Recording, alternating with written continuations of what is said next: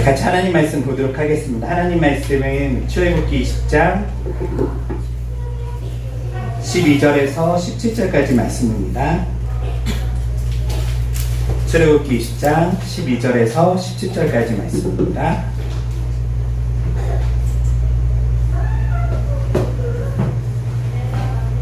네, 저와 함께 교독하며 읽도록 하겠습니다.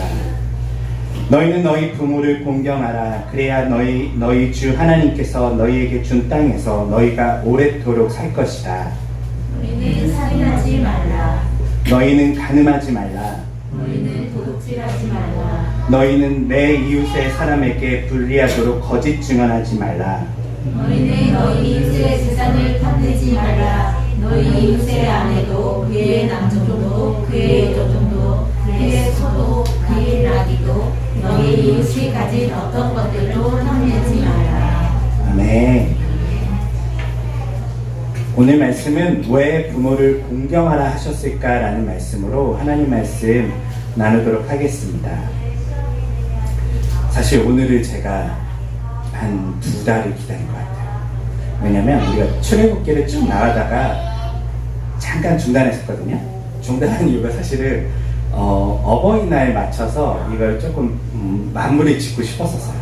특별히 이날 이야기하는 것이 우리한테 더 많은 기억이 남을 것 같아서 오늘 말씀을 어떻게 보면 조금 미뤘다가 다시 오늘 같이 출애굽기를 보게 되는데요.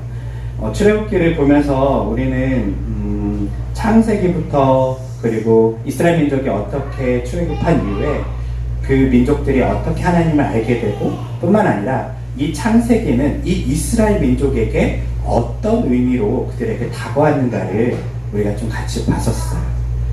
그런데 우리가 출애굽기를 더 하고 출애굽기, 민수기, 신명기까지 더 하면 좋겠지만 사실 이 10계명까지를 우리가 제대로 이해하고 있으면 뒷부분은 여러분들이 보시는데 어렵지가 않아요.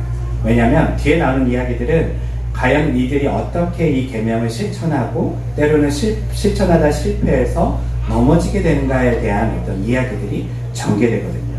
그래서 어쩌면 오늘이 이렇게 출애굽기를 마무리 짓는 날이라고 여러분들이 보셔도 좋을 것 같아요. 앞서 이야기한 것처럼 우선 10계명, 이 10계명은 어떻게 보면 기독교라는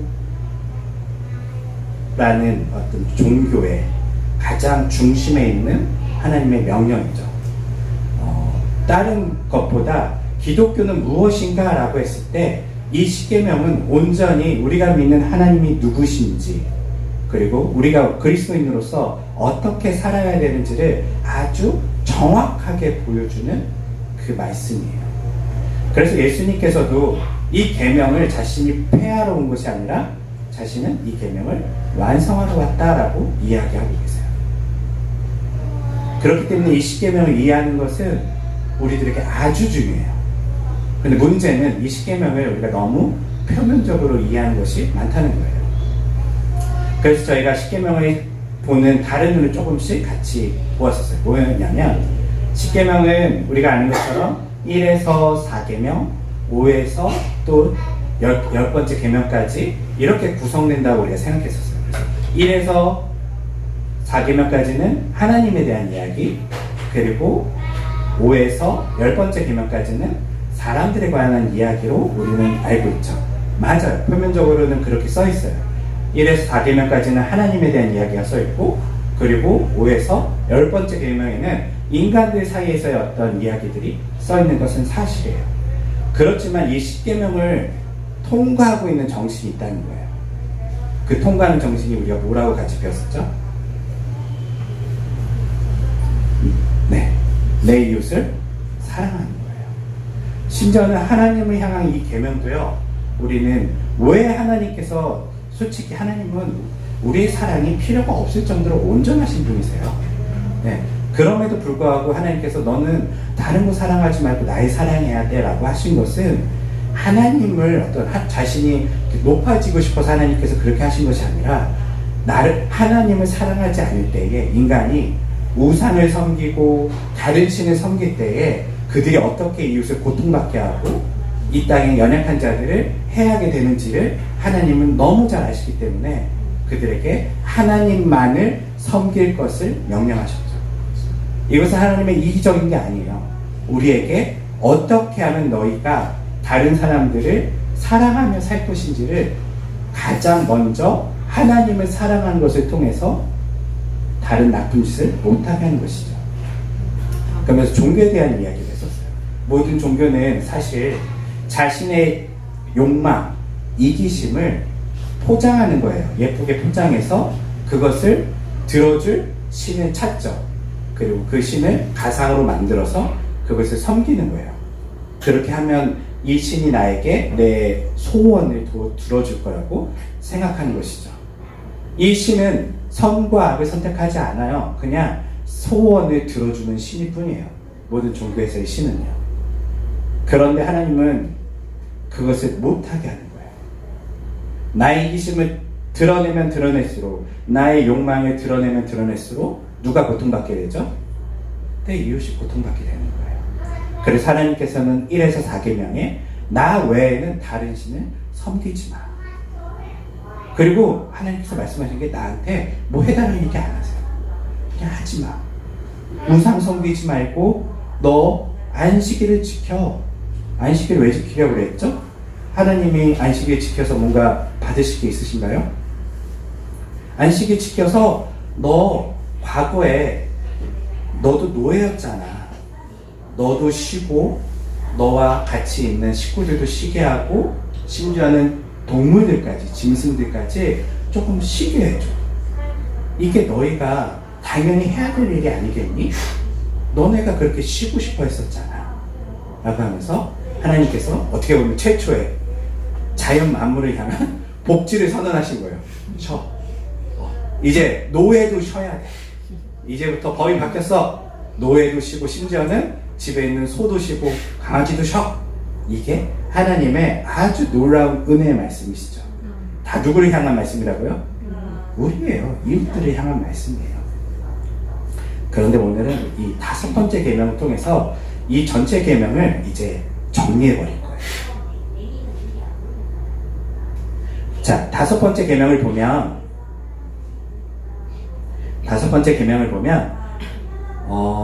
그 부모를 공경하라라고 하나님께서 말씀하세요.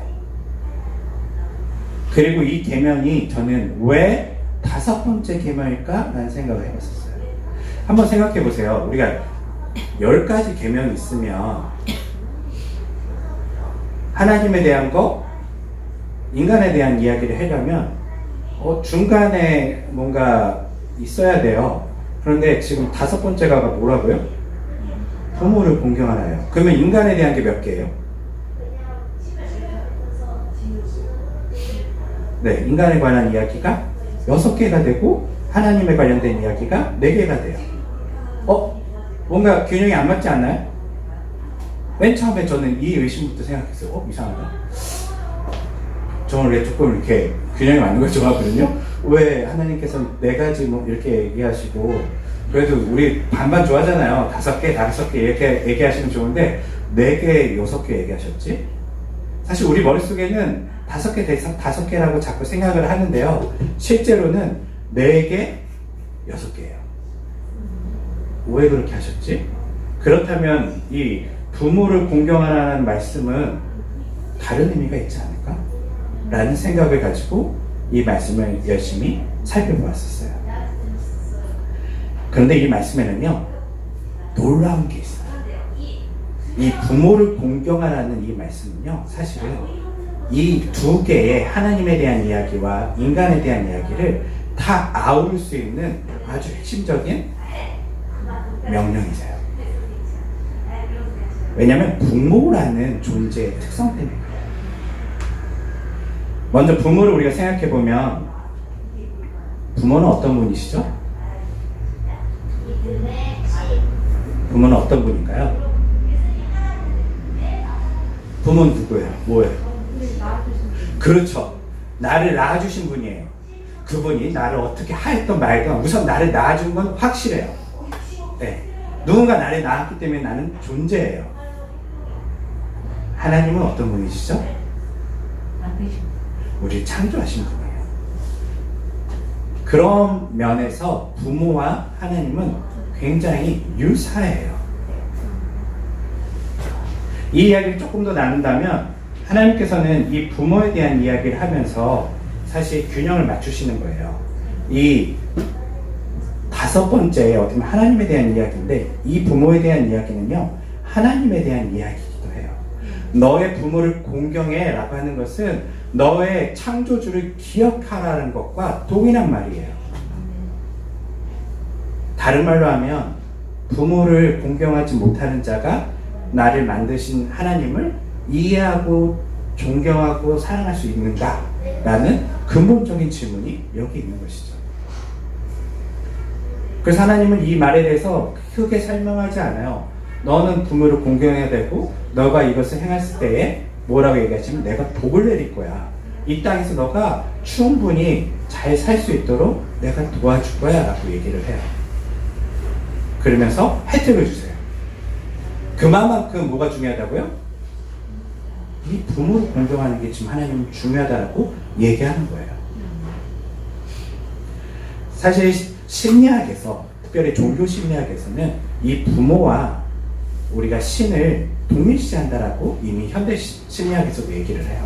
무슨 말이냐면요, 우리는 각자 이곳에 앉아서 하나님을 생각하고 이 말씀을 각자 다 듣고 있지만 우리가 하나님을 생각할 때에 부모의, 과거 나의 부모의 그 모습과 하나님을 자꾸 동일시하는 어떤 모습들이 나타나요.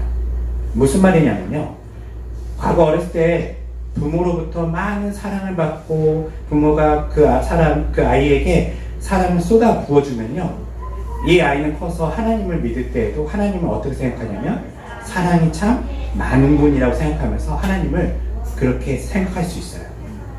반대로 부모에게 늘 맞고 뭐 혼나고 늘 어떤 욕먹고 잘못하면 뭐 굉장히 지적받고 이런 부모 밑에서 자란 아이는 하나님을 생각할 때에 우리 하나님도 나를 지적할 것 같고 혼낼 것 같고 그런 어떤 두려움 속에 하나님을 믿는다는 것이죠. 그런 면에서 부모는 굉장히 중요해요. 우리 인생에 하나님을 생각하게 하는 데 있어서 부모의 역할은요, 어떤 아이가 어떤 부모를 만나느냐에 따라서 그 사람의 일생의 하나님에 대한 그림이 좌지우지될 수 있다는 거예요. 이 땅에 부모님들 여기 계십니다. 여러분들이요, 하나님을 보여주시는 분들이세요. 여러분들이 하나님을 왜곡해서 보여주면요, 자녀들은 고통받게 돼요. 늘 하나님을 생각할 때마다 불안하게 돼요. 신뢰할 수 없게 돼요. 내 부모를 신뢰하지 못하는 아이는 하나님도 신뢰하지 못하게 돼요.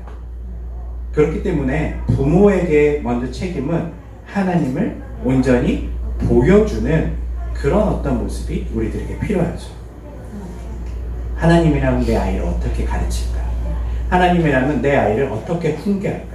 때로는 하나님이라면 내 아이를 어떻게 사랑할까? 카톡 좀 꺼주시겠어요? 네. 그런 어떤 마음으로 우리가 부모의 역할을 감당해야 해요. 근데 감사하게도 오늘 말씀은 부모에게 자녀들에게 부모 역할을 똑바로 해라고 얘기하지 않으시고 지금 뭐라고 말씀하시죠? 내 부모를 공경하래요.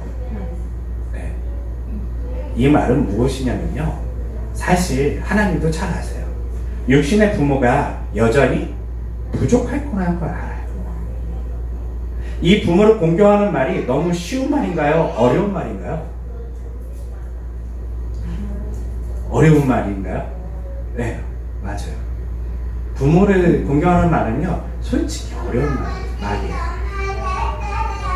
우리가 어른이 돼서 느끼는 거지만 부모는 부족한 존재예요. 어렸을 때는 그냥 그런 줄 알았는데 내가 어른이 돼 보니까 내 부모가 여전히 부족한 점이 많았구나 라는 것을 우리는 알게 되죠. 그리고 힘이 생기고 이제 부모 없이도 설 수 있고 살아갈 수 있는 사람들은요, 때로는 부모가 나에게 부족했기 때문에 부모와의 인연을 끊어버리기도 하고요. 때로는 부모를 미워하기도 해요. 사실 부모를 존경하고 사랑하는 것은요, 그리 쉽지가 않아요. 왜냐하면 우리 부모가 뭐였기 때문에요? 여전히 부족했기 때문에요. 그럼 우리가 부모가 되면서 더 잘 알잖아요. 잘하려고 해도 자녀들한테 온전히 하나님을 여러분들 잘 보여주셨나요? 안 돼요, 잘. 여전히 우리 안에는요, 죄성과 또한 우리들의 이기심과 나도 연약한 사람이기 때문에 때로는 내 자녀를 사랑하지만 내 자녀에게 험한 말을 할 때도 있고요. 내 자녀에게 내 어떤 죄성을, 어떤 폭력성을 보여줄 때도 있어요. 물론 그러고 나서 후회하지만 어쩌겠어요. 이미 지나간 일들이잖아요. 아이는 상처를 받게 되고요. 그런 가운데 우리는 어른이 돼서 알게 돼요. 부모를 존경하는 것이 쉽지 않구나. 나도 그런 부모가 아니었지만 내 부모도 여전히 그런 사람이었구나 라는 것도 경험하게 돼요. 그래서 하나님께서는 이 계명을 써놓으신 거예요. 어쩌면 모든 인류에게 부모를 공경하는 것은 당연한 것 같지만요, 당연하지 않기 때문에 너희는 부모를 공경하라고 얘기하면서 어떤 이유를 달지 않으세요. 너희 부모가 너를 사랑했어도 공경해야 되지만 심지어는 너희 부모가 너를 학대했어도 공경하라고 하세요. 왜일까요?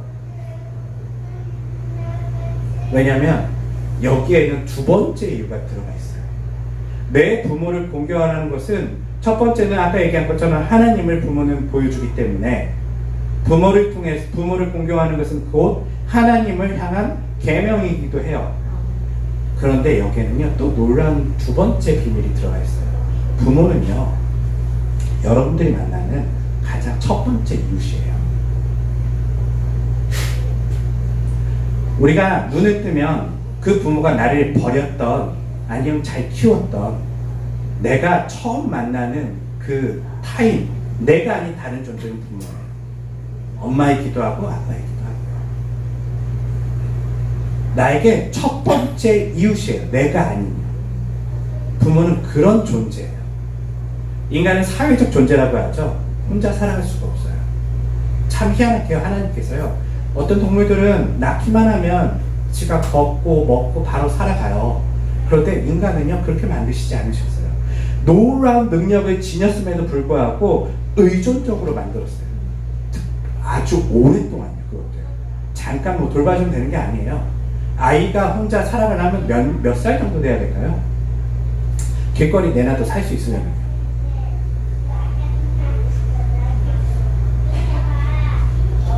우리 부모님들, 여러분의 자녀를 지금 길거리에 몇 살 정도에 내놓을 수 있을까요?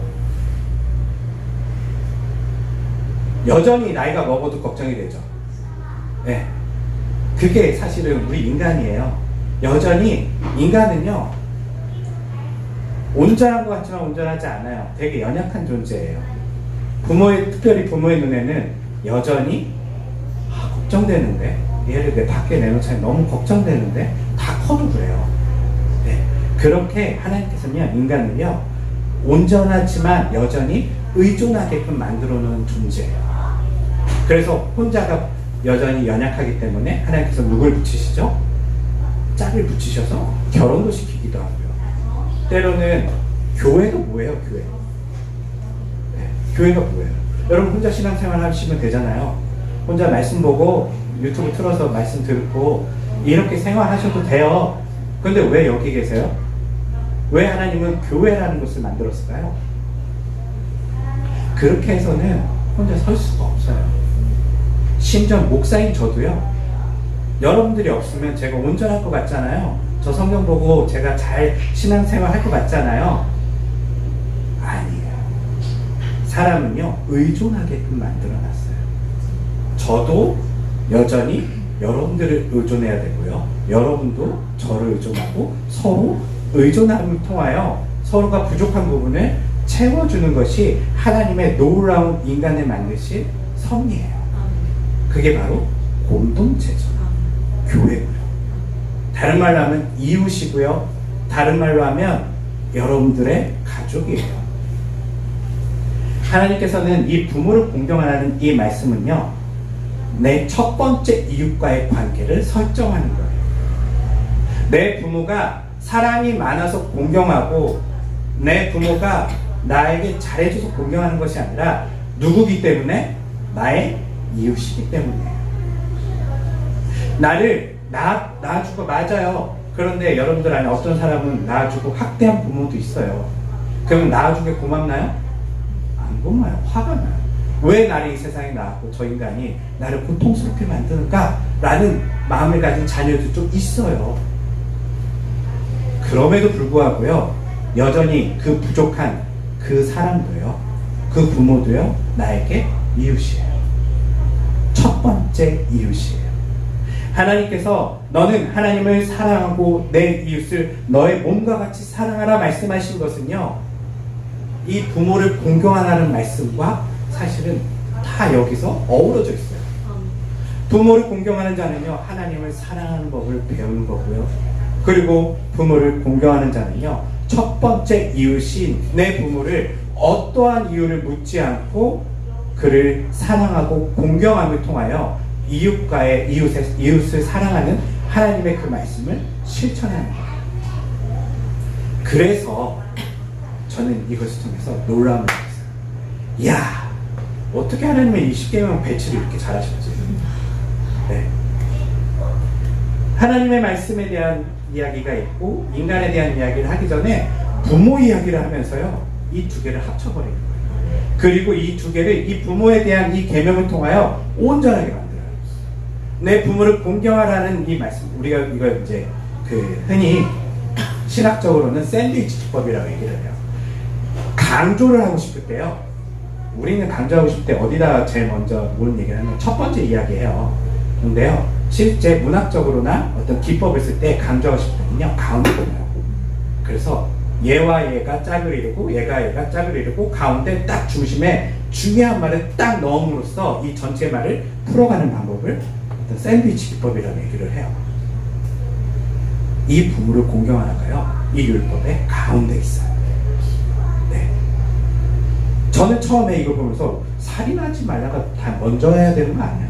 인간으로서 살인하지 않는 게 제일 중요하잖아요. 그런데 부모를 공경하라가 살인보다 앞에 있어요. 왜냐하면 이 부모를 공경하라를 잘하면 뒤에 있는 살인하지 말라, 도둑질하지 말라, 내 이웃에게 너희가 거짓 증언하지 말고 내 이웃을 탐하지 말라, 이 모든 것이요 다 이루어져요. 다른 말로 하면요, 내 부모를 공경할 줄 모르면요, 어떠한 이웃에게, 나에게 잘해주는 이웃에게는 내가 잘할 수 있지만요, 나에게 잘하지 못하는 이웃에게는 내가 잘하지 않을 수 있어요. 그리고 율법을 다 지켰다라고 얘기할 수 있어요. 아니, 부모는요, 여러분들에게 어떠한 존재이든 간에 공경해야 돼요. 왜요? 낳아줬으니까요? 아니요. 낳아줬으니까 라고 하면은 날 낳아준 게 난 더 싫어요, 이런 사람도 있어요. 난 정말 이 세상에 사는 게 너무 싫어요, 이런 사람도 있어요. 이웃이에요. 하나님을 여러분들이 사랑하시면요, 아까 이 10계명에 쭉 관통하는 게 뭐라고요? 이웃을 사랑하는 거예요. 그런데 이 부모를 공경하는 것은요, 이 이웃 사랑의 가장 핵심적인 모습이에요. 저는 이걸 보면서 하나님께서, 야, 어떻게 이렇게 계명을 우리에게 주실 때에 이 모든 것을 한 부모를 공경하라라는 말로 다 통합시킬 수 있으실까에 너무 감탄했어요. 저도 사실 이거 과거에 몰랐거든요. 저도 이것을 그냥 몰랐어요. 내 부모를 공경하라 그러면은, 아, 내 부모는 하나님을 보여주는 어떤 모습이기 때문에 거기까지만 이해했었어요. 그런데 내 부모는 우리가 만난 첫 번째 이웃이었어요. 그 부모가 나를 낳고 사랑해줬으면 너무 고맙지만, 낳고 나를 버리고 때로는 학대했다 할지라도 그 부모는 나에게 나쁜 이웃이어도 이웃이에요. 그 부모를 사랑하고 공경할 수 있으면요, 어떠한 이웃도 우리는 사랑하고 공경할 수 있어요. 어떤 이유를 묻지 않고요. 하나님은 이렇게 우리에게 부모를 통해서 하나님을 섬기는 것, 그리고 이웃을 사랑하는 것을요, 이야기해 주시고 계세요. 오늘 말씀을 조금 정리하면서 저는 그런 생각이 들더라고요. 부모라는 게 참 묘해요. 내가 어릴 때는 내가 부모가 되기 전에는 부모라는 단어는 그냥 내가 아닌 누군가였어요. 네. 그래서 이 말씀을 볼 때도 내 부모를 사랑하라. 그렇지, 사랑해야지. 내 부모는 하나님의 모습이지, 이해했어요. 그런데 내가 되고 나니까요, 조금 이게 이제 쉽지가 않아요. 때로는 자녀들에게 너무 미안해요. 하나님을 보여줘야 되는데, 저도 이번 주에 너무 아이에게 많이 혼냈어요. 이제 저희 아이가 자은이가 4살이 됐잖아요. 4살이 되면 이제 반항이 심해져요. 울고 떼쓰고 미운 4살이 돼요. 그래서 제가 계속 뭐라고 했어요. 맨날 지적하고 막 뭐라 했는데, 내가 어제는 이제 차를 타고 가면서 아이한테 너 자꾸 이러면 혼나 라고 했어요. 그러니까 저희 둘째가 뭐라는 줄 알아요? 아빠는 맨날 혼낸대요. 네. 그거 보면서 야, 내가 이 아이에게 그런 어떤 존재가 되었구나. 네. 혼낸다고 협박하는 존재가 되었구나. 사실 우리 아이는 말을 잘 안 듣긴 하지만 그럼에도 불구하고 울고 떼써도 아빠 사랑해 라고 얘기하거든요. 근데 저는 아이에게 그런 이야기보다는 너 혼나, 협박하고 통제하고 이렇게만 하려고 해요. 말을 안 되니까 너무 답답하니까요. 내가 참 부족한 부모구나 라는 생각이 들더라고요. 어떻게 하면 내가 하나님의 모습을 이 아이에게 보여줄 수 있을까? 저도 이 설교를 준비하면서 그 생각이 들었어요. 과거에는 내 부모만 생각했는데 이제는 이것은 나에게 부모로서 또한 실천적인 명령이기도 해요.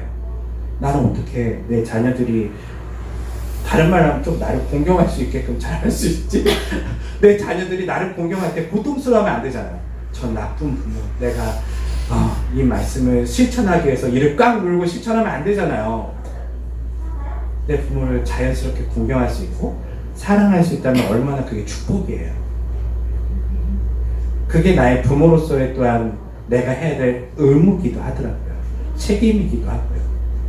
또 다른 것은 이웃이라는 것이 무엇인지를 또 아이에게 잘 가르쳐줘야 돼요. 부모가 자녀가 만난 첫 번째 이웃이잖아요.